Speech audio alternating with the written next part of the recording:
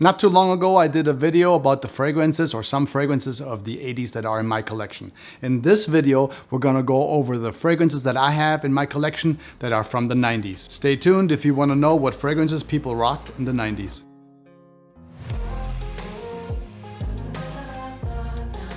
Hey everybody, I'm Peter from Centrail. On this channel I talk about fragrances, designer, niche, perfumers, so on and so forth. So if you're into fragrances or you just want to smell great, consider subscribing, and if you get anything out of this video at all, leave a like. I really do appreciate it. I want to thank you in advance, and now let's dive right into our fragrances that people rocked in the 90s. And the first one that we're gonna do is a fragrance that kind of swept through the 90s. I remember when this one came out, I really enjoyed it and I actually wore it back in those days. The original for women came out in 1988 and the one for men came out in 1990. And of course it is Eternity by Calvin Klein.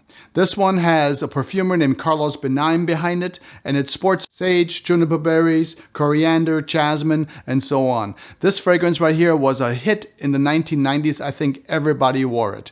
Now, the next fragrance that came out in 1991 also was created by Carlos Benaim, and it is Herrera for Men. Carolina Herrera for Men came out in 1991. Like I said, Carlos Benaim is behind this one. Also, Rosendo Mathieu. So there's two perfumers behind this one. And this I still wear today. It was my signature scent back in 1991. Absolutely love this scent. This one's gonna have some lavender. There's also some tobacco in there, some rose, some geranium, sandalwood, and there's some ambergris in the dry down. Absolutely wonderful scent. The next one, we're gonna go into some more classics. There's one in there from Guerlain. And the first one that we're gonna do from 1992 is a fragrance called Roma. It was created by Annick Menardo. And this is a very sweet fragrance. In this fragrance, you're going to have some grapefruit, galbanum, basil, and bergamot at the very top. Although this is really not what this fragrance smells like. So now, when I smell this one, it's a little bit cloying to me. It's be a great scent actually to go out, and it's very sweet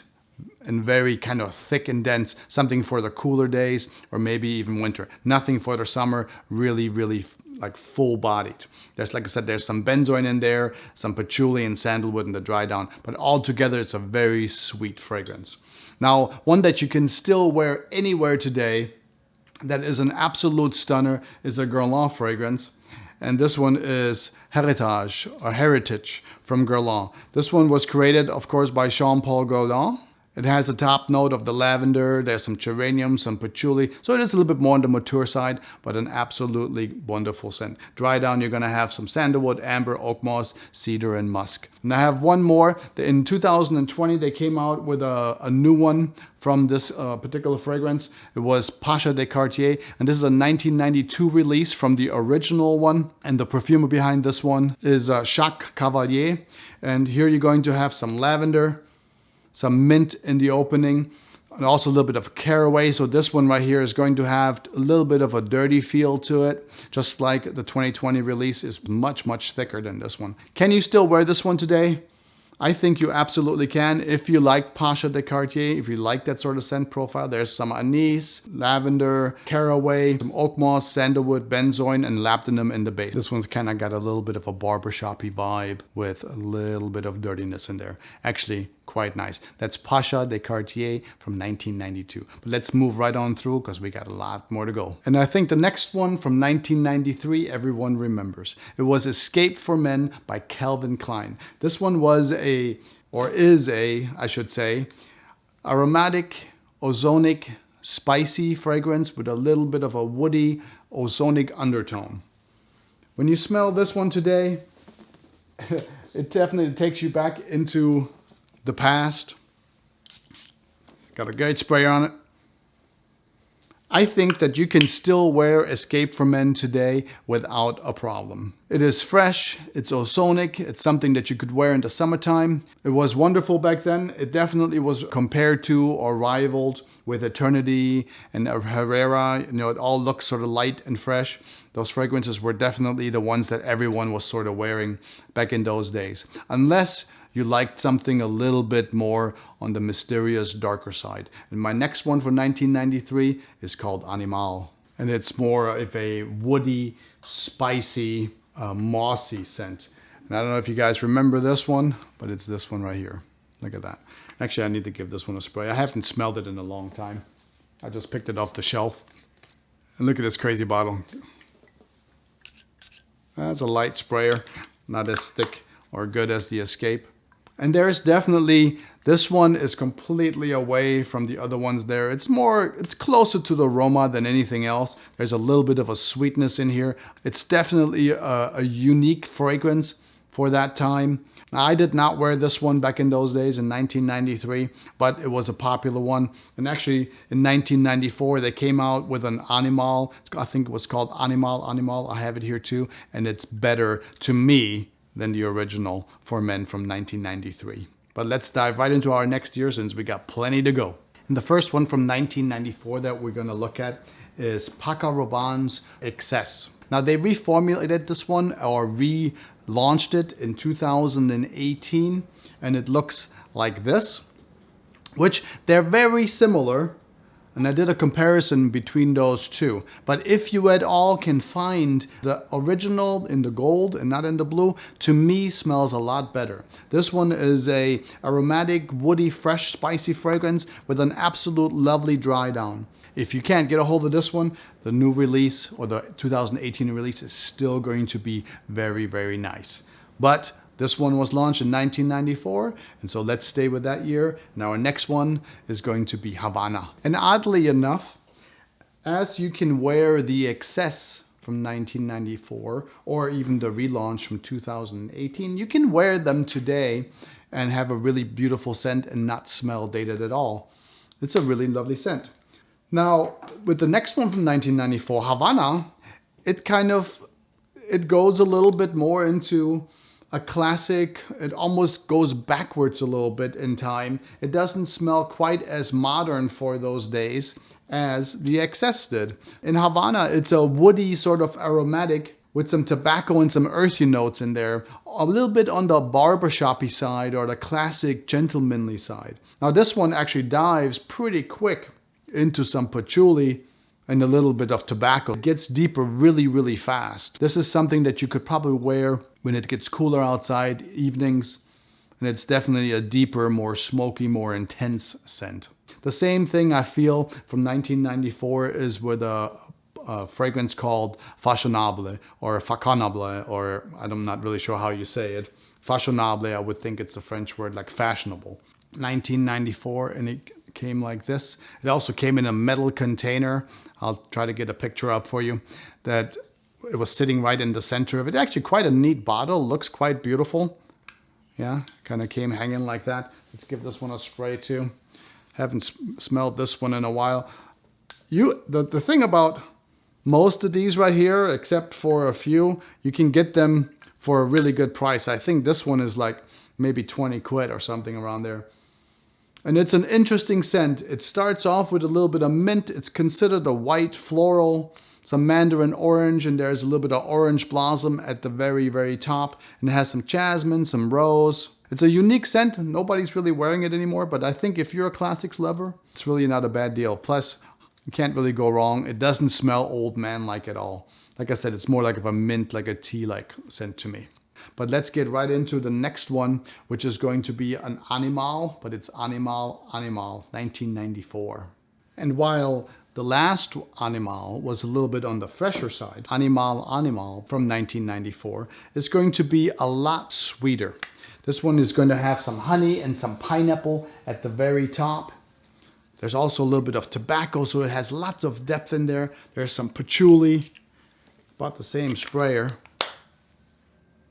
And it's going to have nutmeg. My wife actually, she smelled this one the other day and she goes, I really like this one. It's along the lines of the Mugler's. Remember the rubber flask ones? Pure Havana, pure malt. Somewhere along that line, this one smells very close. So if you're looking for fragrances, or if you can't get the rubber flasks anymore, because I know that's harder to find nowadays, this one is very close. It's Animal 1994. Like a precursor to those scents if you really enjoy those. And of course, if you're one of those people who says, you know what, I'm not really into, the sweeter scents like this one, Animal, then I have the next one from 1994 is really a great one. L'Odyssée pour Homme from Issey Miyake. This one came out in 1994. Can you believe it? It still sells today. People love it, especially in the hot tropical weather. This one is a really beautiful, gorgeous, bright scent. that is sort of citrusy, floral. It's green, and it's really a little bit on the yuzu is very, very bright. It's a really nice, lovely scent when it's very hot outside. You can wear this one in the highest of heat and just absolutely smell gorgeous. Really wonderful scent. You have some lemon, some bergamot, some yuzu. There's some lemon verbena in there. Really a lovely scent, kind of floral as it dries down a little bit. You have a little bit of nutmeg to give it a little bit of a warmth. In the base, you're going to have tobacco, amber, sandalwood. This one stays fresh, great for high heat. 1994, you can still wear this one today and totally smell absolutely wonderful. Really a gem from Issey Miyake. Actually, the whole Issey Miyake line, they're really doing a good job of staying sort of current and not in like everybody else's sort of blue way. But let's go right on. Let's not stay too long in 1994. 1995 is next. The first one we're going to look at from 1995 is Sirius Rouge. The original Sirius came out in 1986, I believe, and this one is Sirius Rouge 1995. And while the original was sort of a citrusy, fresh green herbal scent, this one right here is completely different, and people wear this one today way more than the original. What this one has, it has the note of cactus, orange, and tarragon at the very top. So it is a little bit on the green because of tarragon, but really the cactus note and the orange is what stick out when you first smell this one. They're gonna have some pimento as it dries down, some cedar, sandalwood, and then some white musk at the very base as it dries down. Altogether, this fragrance is a little bit more on the warm side. The next one is one that came out in 1995, and people still wear it today. It's probably still one of the most sold fragrances, and it has a slew of flankers. And it's really absolutely hard to believe that this fragrance came out in 1995. I mean, how long ago was that? It still sells, people still love it. Actually, this bottle right here is an original. As you can see, the bottle, the fluid inside, I don't wear this one anymore because the fluid inside has turned and it doesn't smell good because it's an original bottle from that time. But I keep it because I'm just a collector. What can I say? I like it. But there's many flankers of this one. It's Jean Paul Gaultier Le Male. It's an amazing party scent. You can still wear it today. People still love it. It's warm, spicy. It has all the wonderful notes in it that you would like when you're out in a club dance. That's a 1995 release. Can you believe it's been that long? Now the next one, it's recently gone up in price. I don't know what's going on, but it is Opium, created by Jacques Cavallier, 1995. And it's an Yves Saint Laurent fragrance. Let me know if you still have this one and if you still wear it. This is, Opium pour homme. For men, obviously, pour homme, and it's by Yves Saint Laurent. Now, I know that the women's version still sells quite well, but let me know if you wear this one and how does it do. I really can't say that I've worn it lately. Soft, spicy, powdery. Actually, now that I'm smelling it, it's quite beautiful. So maybe it's making a comeback. 1995, Opium YSL. The next one for 1996 is going to be Acqua di Gio. Now I know Acqua di Gio just released the brand new one for 2022, just came out and released April this month right here. I did go out and sample it. I did not buy a bottle. Now I know everybody loves Acqua di Gio, right? But since I have many flankers of this one already, and the new bottles right now, they're over $100. And I'm just like, well, for me, it smells a little bit like this one with the Profumo. I personally do not need another DNA that smells very similar. Now, I'm very sorry if I hurt anybody's feelings, but if you don't have a fragrance yet, I think from Acqua di Gio, from Armani or Acqua di Gio, then I think the new one is really good to get because it's a little bit denser, a little bit deeper than this one. And this one it is starting to smell a little bit like a dated gentleman. Yeah, but this one came out in 1996. It is a citrus, marine, aquatic fragrance, beautiful Acqua di Gio, scent of the gods, really, or water of the gods, really, really beautiful scent. 1996. It had orange, lime, lemon, bergamot, neroli. The perfumer behind this one, I believe, was Alberto Morillas, and there may have been some other ones helping him out on this one. But 1996 not only gave us Acqua di Gio, really good scent, it also gave us one by Versace that people still wear today and you can pick up for a really good price, often at the discounters or the little, discount stores that you can find, like TK Maxx, TJ Maxx, and all those wonderful things, right? I like a deal. And it is Versace, and it's called Dreamer. This one came out in 1996, and it is kind of sort of the first time that the iris note was sort of introduced, which is still very popular today. You can get this one for a really good price, and it's absolutely worth it. Stunning fragrance from Versace.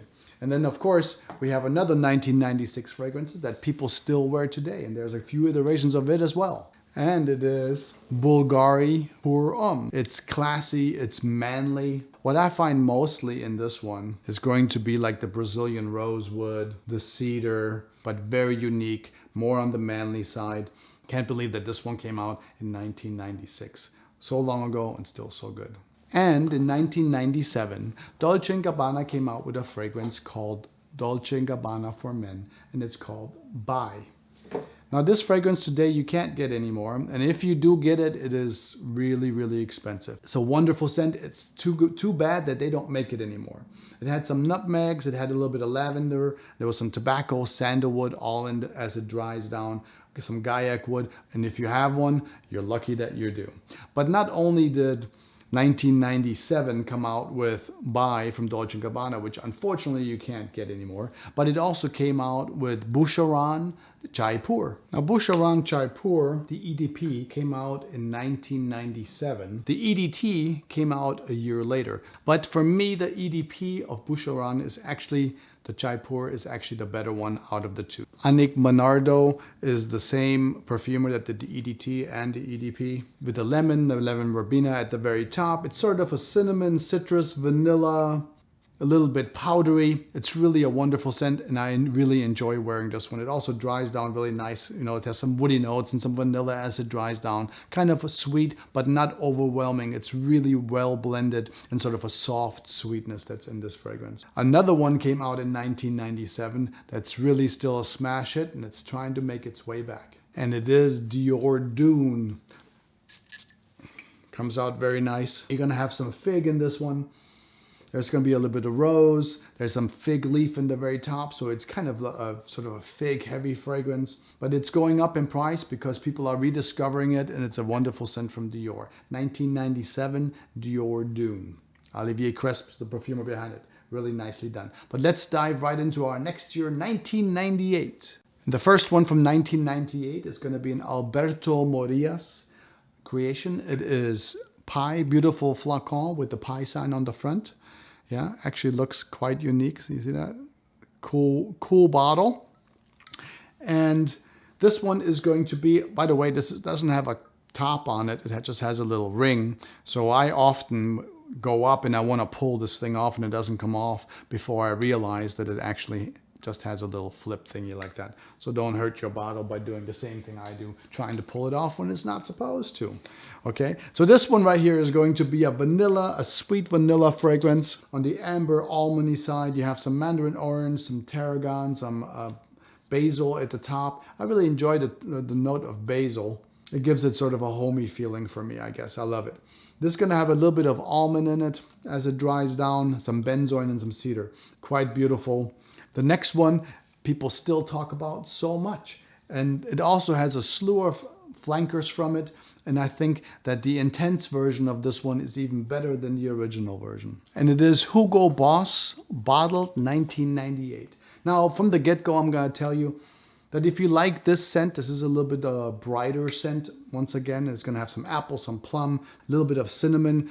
Kind of always reminds me a little bit of the holidays. It's a really beautiful scent. I mean, I used quite a bit of this one since I've gotten it.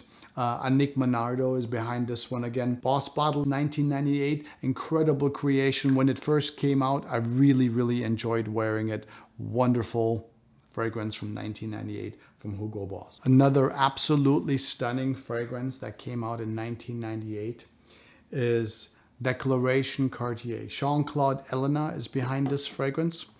And this is another one that, you know, it doesn't have a top to pull off. This one actually you set inside here and then it locks the cap from going down. So you just have to like, see that little thing right there, boom, pops down. But this one right here is going to be Jean-Claude Ellena, like I said, is the perfumer behind this one. You got some bitter orange at the top. You have, it's an earthy sort of scent that's kind of green, a little bit woody. There's some iris in the way back, a little bit powdery, really wonderful scent. Declaration 1998, Jean-Claude Ellena. And for the last year of the 90s, I picked 2 fragrances. Originally I had 3, but we'll just do 2 because I think they're kind of nice. And the first one we're gonna do for the 1999 year is Rojas Man. It's this one right here. It is a coffee vanilla fragrance, a little bit on the sweeter side. It's a great fragrance to go out in with a little bit of jasmine, some vanilla notes as it dries down, patchouli and sandalwood. Lavender at the very top as you first spray it, and then it kind of deepens into like a coffee fragrance. Still sells well today and people still love it.